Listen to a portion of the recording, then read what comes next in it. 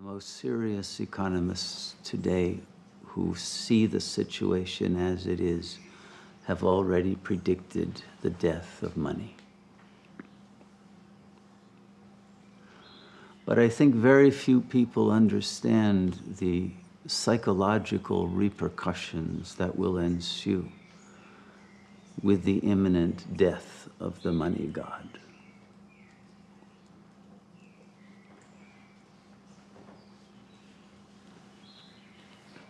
And those who have not found the real God will be in chaos and maximum anxiety and lostness when all of their savings devoted to the worship of the false god have become worthless.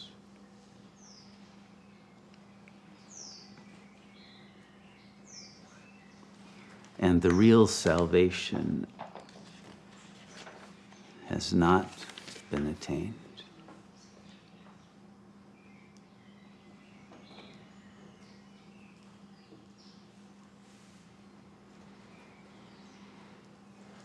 It is of great historic importance when a god falls,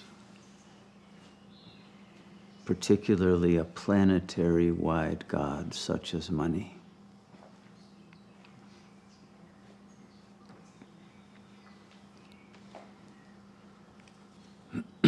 And its replacement will not be easy. Some think it's investing in gold.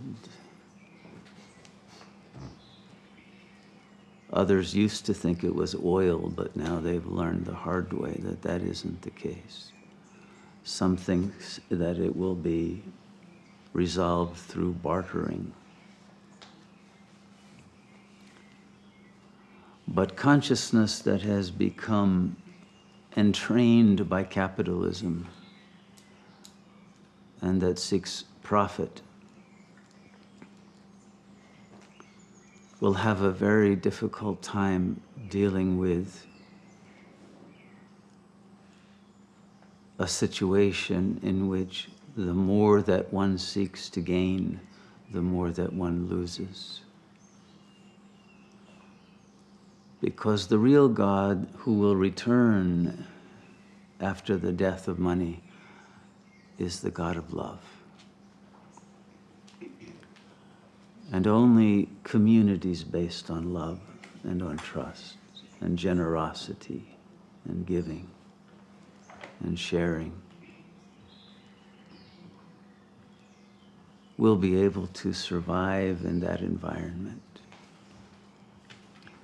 An environment in which there will be no more need for lawyers or accountants or bankers or MBAs or any of the main professions that people now devote their lives to, which will become instantaneously meaningless, as well as all of the industries that are simply based on satisfying artificial desires that serve the god of money, that have inflated various values of art and music and medicines and various other artifacts far out of proportion to their real value. And once the real God is reinstalled on the throne of consciousness for all to recognize, then all of the values of the current civilization that worships money will dissolve, will vanish, will be seen for what they are, as delusions, as collective psychosis that we had bought into.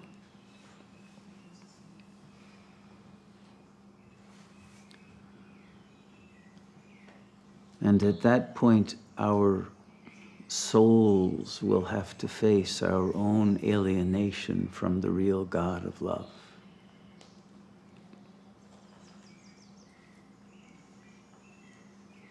and face that we were part of a system that worshipped false gods. And the god of money spawned many false gods, justified aggression and war and prejudice and racism, colonialism, and all of the various forms of control through intimidation that are ultimately based on the belief in money.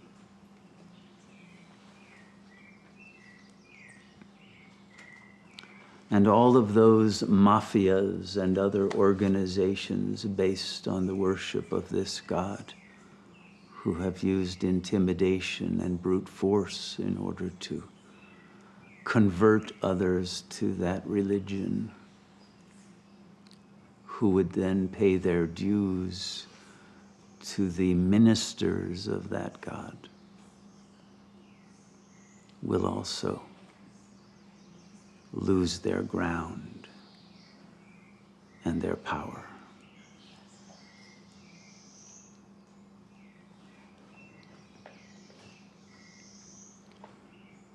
But as the real God returns, there will be many who will create imitation versions of that love.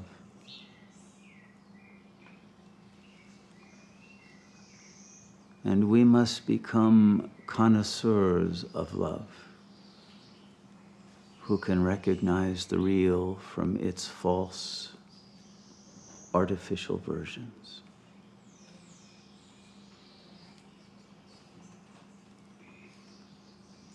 And understand that the real of love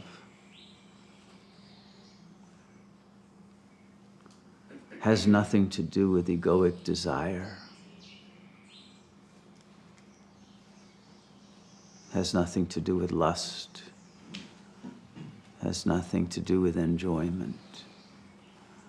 If anything, it has to do with sacrifice and surrender. And the realization that money as a god only survived because we mistakenly took the unit of consciousness as the ego. The ego and money are a pair that go together. But the ego itself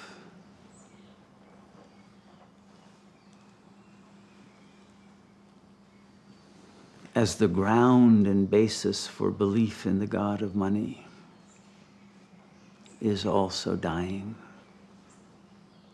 And with the death of money will come the death of the ego.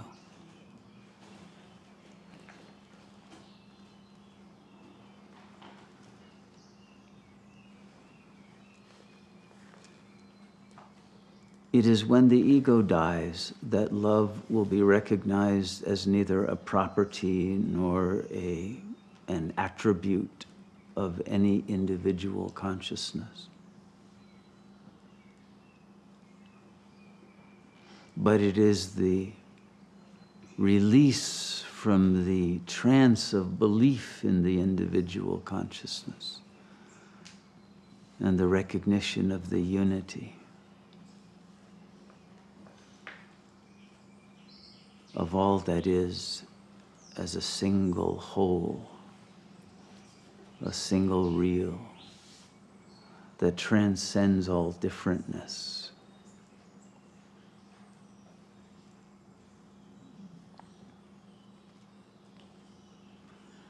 And that the only unit of consciousness that is real is the self that transcends and pervades the universe and brings wisdom and empowerment and love and joy to the hearts of all.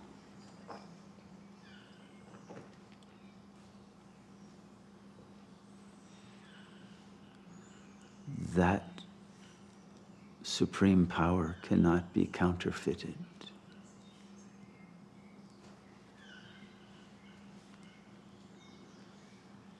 And in the dispersion and decomposition of the society based on the worship of the false gods, the only bond that will hold communities together is love. Love that creates the capacity to trust and to build a future based on a real present that is rooted in the eternal self, who unites us all.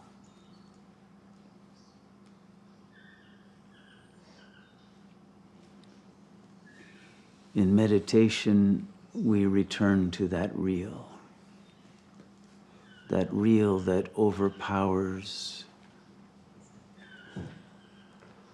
all of the false gods, including the ego itself. And in surrender to that supreme real,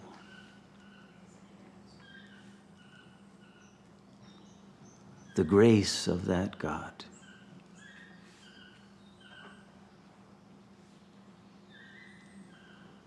is recognized as the only power that can take us through this time of tribulation that will follow the twilight of the idols,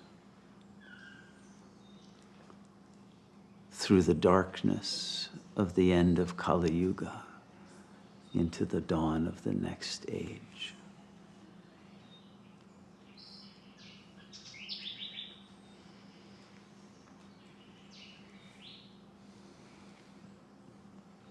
And to make it through this transition will require a consciousness that is already anchored in that truth that will bring the dawn of the next age, so that our inner compass is aligned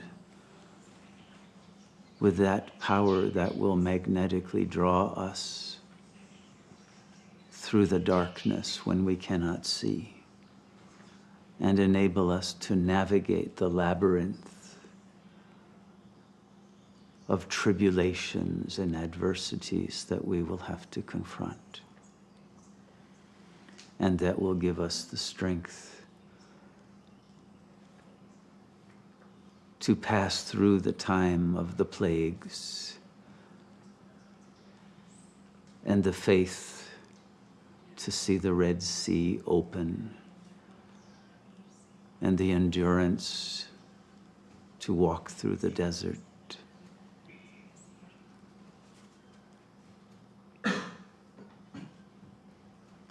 And the even greater courage required to climb the holy mountain to receive the new commandments of the real God, and to melt down all the idols that we had worshipped,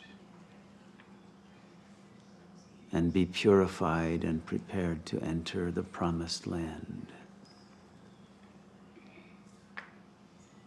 of a new age that only that consciousness of the real can create.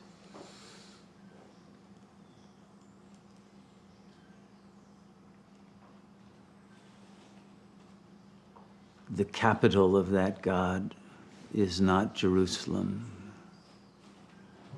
nor Washington, nor Moscow. The capital of that God is the heart.